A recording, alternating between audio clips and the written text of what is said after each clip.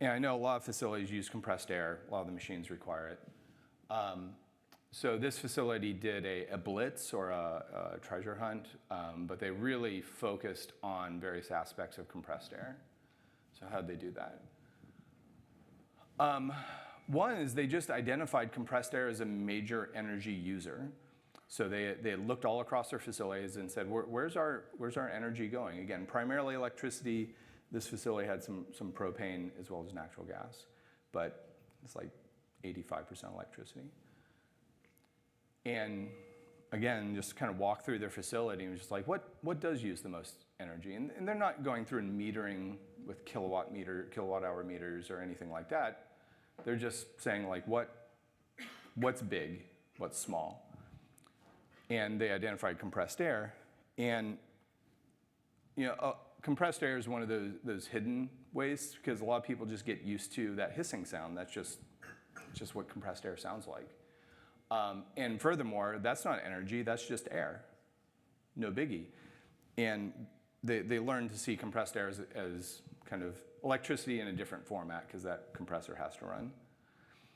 Then they just manually checked for air loss over the weekend. They looked at the compressor run meter Friday afternoon after everybody had gone home, and then they came in Monday morning before everybody had come in and saw, like, did it run over the weekend? Because if it did, and it was maintaining pressure, that meant it was losing pressure somewhere.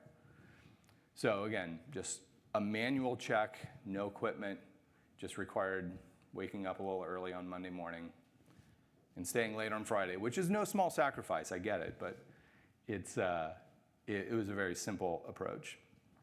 And then the first thing they did is that, like, we've got leaks, let's engage our workforce, let's tell everybody that when you hear that hissing sound, that's an indication something's wrong, come tell us.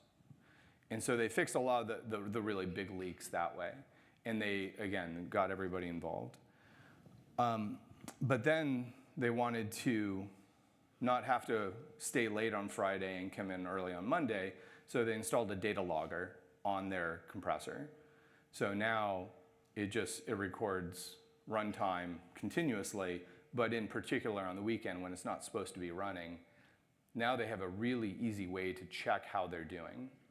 And that consistency made it to where even if you have plans on Friday and you need to get out to them, I mean, it's 5 o'clock somewhere.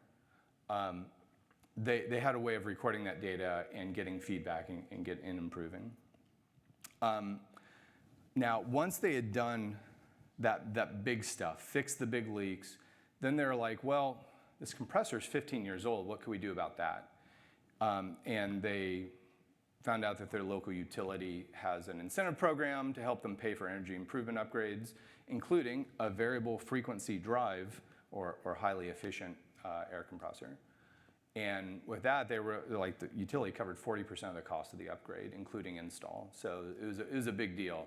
And they penciled it out, and they were able to recoup their cost in just 2.3 years. So that was, but they didn't start with that. It would be easy to start with that because that's visible. It's a capital project, so that should be a big deal. But they didn't. They started with, do you hear a hiss? Okay, let's fix that. And the compressed air fix and the upgrade was saving them 24 megawatt hours per year of power. And again, this is California power, so pretty pricey stuff. And then the plan was only after we've done all that are we going to go to ultrasonic line inspection. And this is, requires bringing an expert to check for pinpoint leaks, ones that you can't really hear with human ear.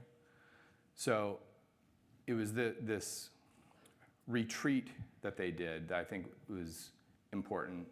But in terms of general impacts, something that you could apply to any system, not just compressed air, the general lesson is know where your biggest impacts are. Like, just walk the facility and say, now I'm putting on my electricity glasses.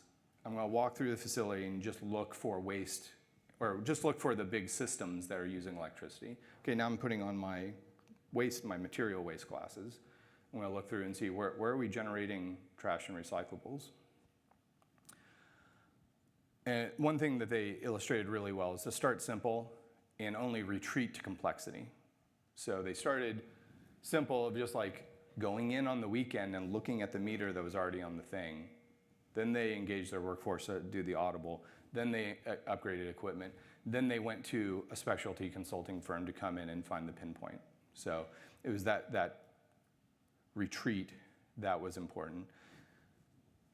And then another very good general lesson is that they engage their employees to see everywhere. So you can't see everywhere, but with enough people in your facility, especially the ones who have their hands on the work, you can just see and hear, in this case, more places, find that waste and reduce it.